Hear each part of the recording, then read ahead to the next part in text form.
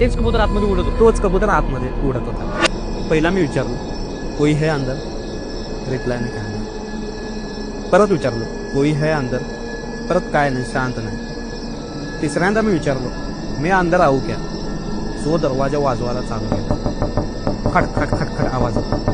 जो कुलूप लावलेला होता तो पण जोर जोर खालत होता. हवा नाही काय नाही, सगळे फ्लॅट शांत. तो एकच फ्लॅट असं वाजवतो. आपण आपल्या रीलमध्ये आहे त्यामध्ये दिसतंय पूर्ण. खट खट खट खट खट खट. ते दोघं अजून घाबरले. मी परत त्याला विचारलो मी आऊ क्या अंदर, सेम रिप्लाय मला, जोरात वाजवायचा.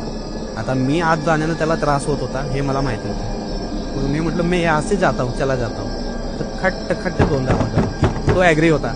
त्याला वाटत होतं मी इथनं जावं, त्याला त्रास होत होता माझा. मग मी निघालो, थोडं पुढे पुढे गेलो आणि परत मागून लगेच उघड.